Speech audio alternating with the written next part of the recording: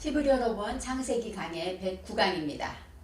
109강 오늘의 말씀은 창세기 13장 1절로 6절까지 말씀입니다. 아브라함이 애굽에서 나올새 그와 그 아내와 모든 소유며 롯도 함께하여 남방으로 올라가니 아브라함에게 육축과 은금이 풍부하였더라. 그가 남방에서부터 발행하여 베델에 이르며 베델과 아이 사이 전에 장막 쳤던 곳에 이르니 그가 처음으로 단을 쌓은 곳이라. 그가 거기서 여호와의 이름을 불렀더라. 아브라함의 일행 롯도 양과 소와 장막이 있으므로 그 땅이 그들의 동거함을 용납지 못하였으니 곧 그들의 소유가 많아서 동거할 수 없었음이라. 아멘. 오늘의 말씀의 제목은 동거할 수 없었음이라 입니다. 동거할 수 없었습니다.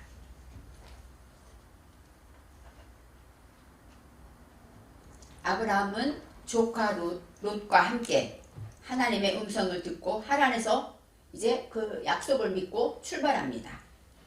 아브라함은 하나님의 약속을 믿고 그 약속은 하나님께서 말씀하시기를 너는 복이 되게 하겠다 하고 말씀하십니다.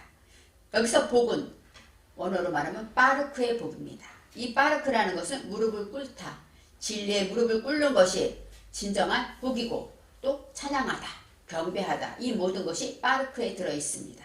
바로 하나님이 주시는 복은 우리가 하나님께 찬양하는 것, 예배하는 것, 무릎 꿇는 것, 이것이 바로 복이라고 합니다. 또 유대인들에게는 부의 상징이 낙타가 사막에서 오아시스에서 무릎 꿇고 물을 먹는 것, 이것이 바로 부족함이 없는 부의 상징이고 평화와 낙원의 상징이라고 합니다. 그래서 이 바르크의 복은 그만큼 하나님이 기뻐하는 영적인 복도 있지만 육적인 복도 포함되어 있다고 말할 수가 있습니다. 그러면서 하나님은 아브라함에게 말합니다. 너를 축복하는 자에게 내가 축복하고 너를 저주하는 자에게는 하나님이 저주할 것이다 하고 말씀하십니다. 바로 땅의 모든 족속이 아브라함을 인하여 복을 얻으리라 하고 말씀하셔요. 아브라함의 여정은 이제 하란에서 출발하지만 우리가 이제 그 성경을 통해서 아브라함의 일생을 쳐다보게 됩니다. 그렇지만 그 바로 아브라함 한 사람의 여정이 아니라 하나님이 택한 이스라엘의 시작입니다. 그래서 아브라함의 여정에는 이스라엘 백성의 여정이 들어있고 또 이스라엘 백성의 여정을 바라보다 보면 현 시대를 살고 있는 저와 여러분, 믿는 성도들의 인생의 삶의 여정이 되고 있다는 것입니다. 아브라함이라는 것은 아브람, 높은 사상으로 양육받다. 하나님의 바로 높은 사상은 무엇일까요? 우리가 이 땅에 살고 있지만 하나님의 높은 천국 백성으로 높은 하나님의 말씀의 그 사상으로 우리는 날마다 훈련받고 있습니다. 저와 여러분은 아브라함이 되는 것이에요. 그래서 아브라함의 일생을 보면서 우리도 아브라함처럼 실수하게 되고 아브라함처럼 믿음으로 다시 일어나기도 합니다. 이제 하나님은 언제나 우리 곁에 계시고 또 무엇을 하든지 하나님은 함께 하시고 우리가 우리에게 복을 비는 자에게 복을 주시고 우리를 저주하는 자에게는 저주를 주신다고 분명히 말씀하셨는데 그것은 아브라함뿐이 아닙니다. 저와 여러분에게도 통하는 말씀입니다. 그래서 우리는 이 땅에 복의 근원이다. 복이라고 말씀하십니다.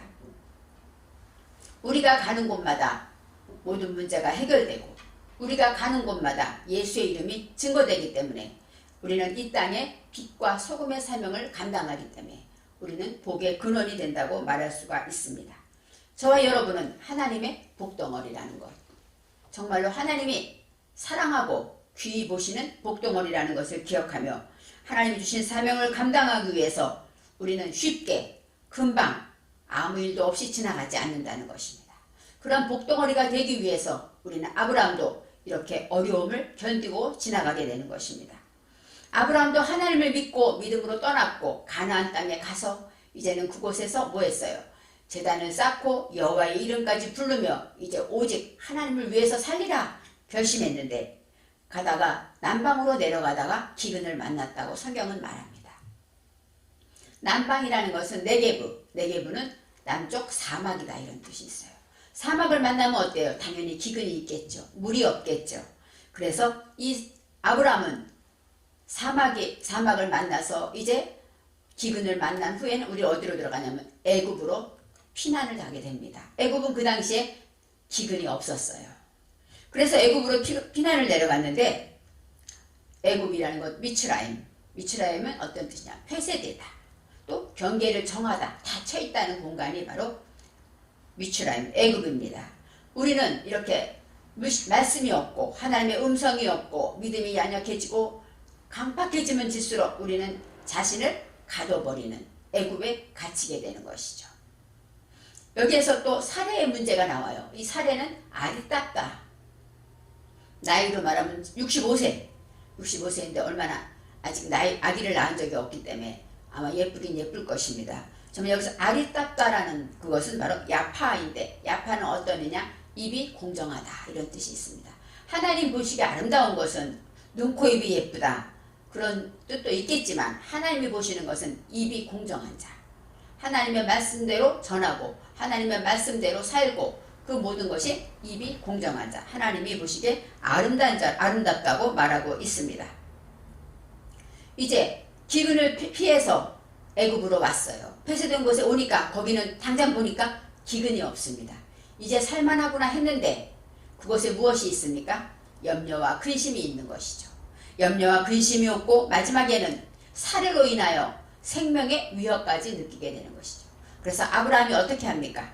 인간의 방법으로 아내를 누이라 하면서 이제 강신이 목숨만 유지하게 되죠.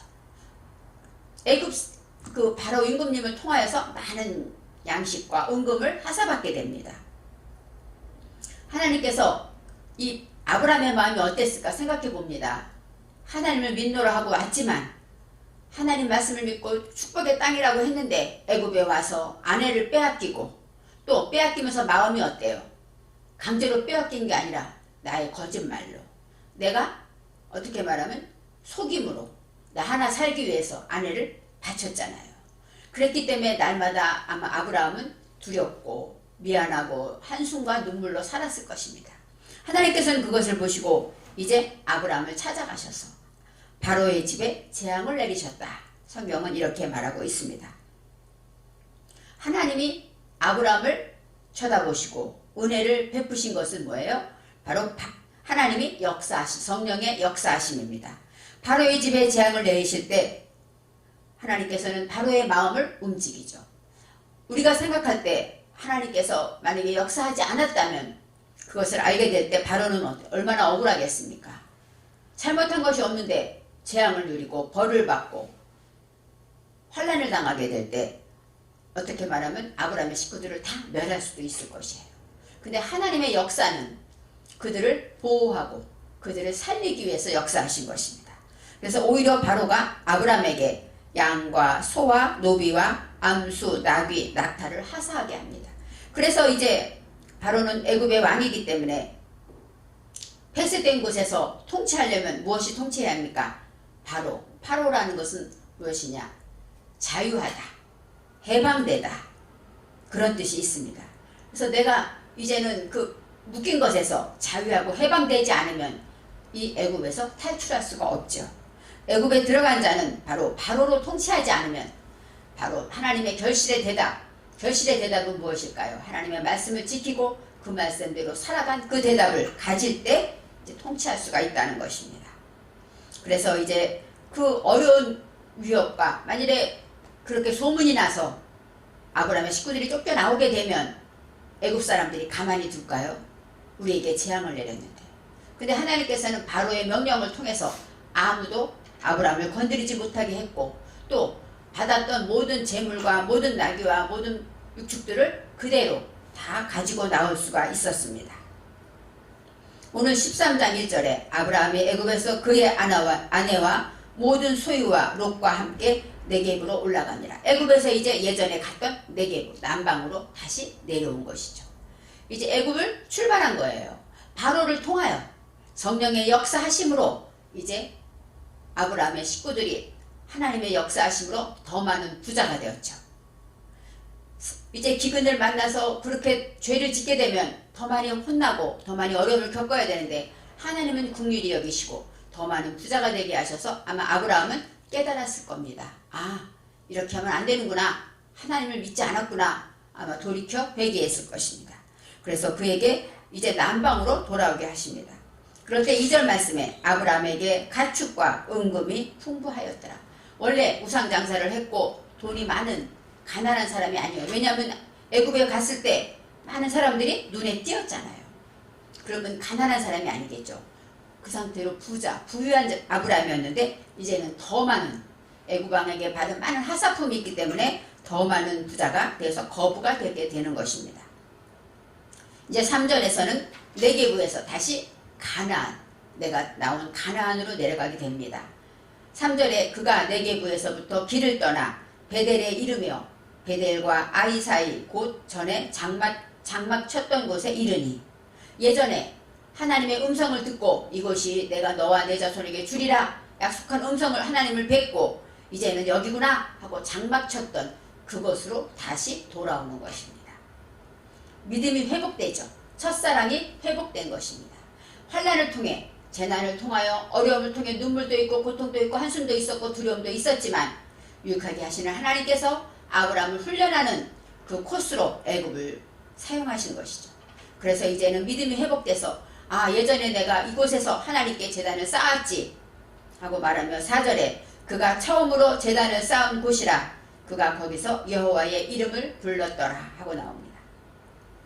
처음으로 하나님께 제단을 쌓고 여호와의 이름을 부른 그 장소 거기까지 이제 아브라함의 모든 식구들이 찾아오게 됩니다. 이 쌓은 곳이라 이 곳은 장소를 말하는데 쿰입니다. 쿰.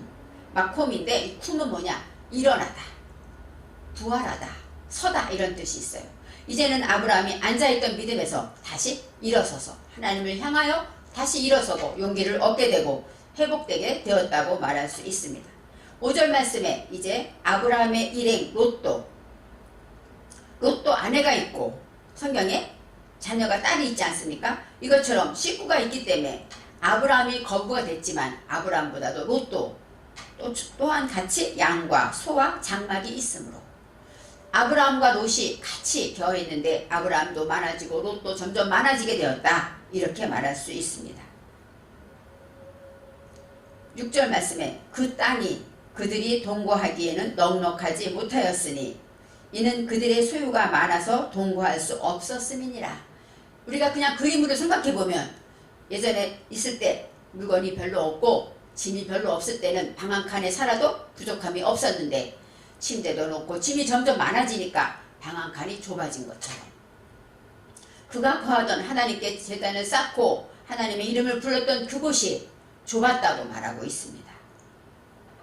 그들이 동거하기에 여기서 그들이라는 것은 아브라함과 롯을 말하고 있어요. 근데 여기서 오탐이라는 단어가 나옵니다. 오탐은 뭐예요? 배워서 목표를 갖는 일이다 이런 뜻이 있어요. 하나님을 더 배우고 알아서 진짜 하나님을 닮아가는 목표를 갖기에 그렇게 그들이 하는 일이 뭐예요? 아브라함과 롯이 할 일은 하나님을 닮고 하나님을 향한 목표를 갖는 것이 바로 그들의 일인데 그들이 동거하다. 동거가 무엇이냐면 함께 거하다 이런 뜻인데 동거는 야하드입니다. 야하드와 그 다음에 야샤브가 나와요. 야하드라는 것은 뭐예요? 하나, 일치하다, 연합하다 이런 뜻이고 야샤브는 거하다, 거주하다 그러니까 연합해서 거주하다 이런 뜻이 있습니다. 근데 에하드라는 것은 뭐예요? 하나님과 결합하여 하나가 되다 이런 뜻이 있습니다. 그래서 그들이 동거하다 그 얘기는 뭐예요? 너무너무 많아서 그들이 같이 살 수 없었다. 당연히 그런 뜻입니다. 하지만 히브리어로 통해서는 그들이 하나님의 말씀을 배우고 또 목적을 가지고 살아가는 그 일에는 하나님의 말씀으로 하나 돼야 되는데 하나님의 말씀과 연합해야 되는데 그렇게 거류하기가 못하였다. 넉넉하지 못하였다. 여기서 넉넉하지가 나샤로 나와요. 나샤는 무엇이냐? 머리를 들다. 또 기분 좋게 살다 이런 뜻이죠. 그러니까 하나님과 하나 돼야 우리가 기분 좋게 사는데 하나님과 하나 되지 못하였다. 이렇게 설명은 말합니다. 그리고 마지막에 이는 그들의 소유가 많아서 동거할 수 없었습니다. 이는 왜냐하면 왜냐하면 이런 뜻인데 이 키라는 것은 이 카프라는 단어와 요도가 있어서 어떤 뜻이냐? 성령으로 적용하면 이런 뜻이 있어요. 왜냐하면 이들이 동거하지 못했던 이유는 하나님의 말씀에 비추어 볼 때 또 내게 말씀을 적용해 볼 때 이렇게 풀 수가 있습니다. 그들의 소유가 많아서 아직껏 말할 때 이 소유에는 라카슈로 나왔어요. 그런데 여기에서 슈렉이 들어있습니다. 그들이 소유한 것이 무엇입니까? 그들이 소유한 것이 혼돈과 공허와 무지였다는 것이에요. 그들이 소유한 것들이 그 안에 보니까 우리가 보기에 양도, 소도, 이 모든 장막, 모든 것이 있지만 하나님 보시기에 그 안에 하나님이 기뻐하지 않은 흑암, 혼돈과 공허와 무지, 죄악의 성분들이 있었다는 것. 그것이 많아서 하나님과 동거할 수, 하나님과 하나 되어 연합할 수가 없었다라고 말합니다. 할 수 없다 하다가 야콜입니다. 야콜은 뭐야? 아자, 파이팅, 할 수 있어. 그런 뜻이 야콜. 야콜이라는 것은 뭐야? 이제 성령으로 할 수 있다. 근데 여기에서도 슈렉이 붙어 있어요. 슈렉은 뭐죠? 내 속에 혼돈과 공허가 많아서 할 수 없다는 것입니다.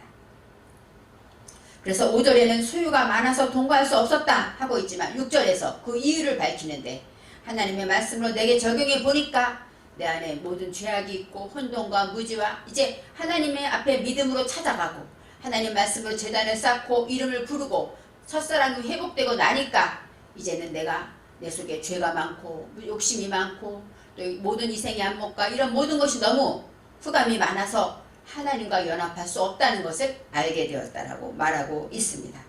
우리 속에 무지는 염려와 근심 또 이기심 또 두려움 이 모든 것도 다 내 속에 혼돈 하나님이 기뻐하지 않는 것들이고 모든 죄악의 시초입니다. 이것들이 많아서 하나님과 연합해서 동거할 수가 없었다고 말합니다. 물론 로또 그렇죠. 롯이라는 것은 로트인데 그것은 뭐 비밀 불꽃이라는 뜻이 있어요. 하나님 말씀으로 이제 훈련돼서 나를 벗겨가고 내가 회개하고 돌이킬 때 그럴 때마다 내 안에 무지들이 드러나는 것입니다. 그래서 아브라함도 로또 다 소유가 많았다. 그것은 내 안에 헛된 것들이 많은 것이 드러나서 이제 하나님이 원하시는 것은 우리가 하나 되기를 원하시는데 하나 되지 못하고 동거하지 못했다고 말하고 있습니다. 우리가 대강절 기간에 이제 아브라함의 이야기를 보면서 처음에 말했듯이 아브라함의 이야기는 이스라엘 백성의 이야기요. 광야 40년을 건너간 이스라엘 백성들의 그 환란의 이야기며 또 이 땅에 죄악뿐인 이 세상에 혼돈하고 공허한 세상에 살고 있는 저와 여러분의 이야기이기 때문에 하나님과 하나 되기 위해서 대강절로 예수님을 기다리는 우리 마음이 어때요? 우리 마음에 아직도 혼돈과 공허와 무지가 있다면 우리는 하나님과 동거하지 못하고 연합하지 못하고 예수님이 우리에게 찾아오지 못하는 것을 알아야 합니다. 그래서 이 땅에 오시는 예수님은 죄가 없으신 분이기 때문에 우리 속의 모든 것들을 벗겨내고 우리도 오늘 말했듯이 동거할 수 없는 것을 깨닫고 다툼이 일어나는 것처럼 우리 안에서 모든 것을 깨닫고 회개하며 돌이키면서 아브라함을 기억하고 하나님의 사랑과 역사하심을 통하여 우리가 새로워지기를 바랍니다.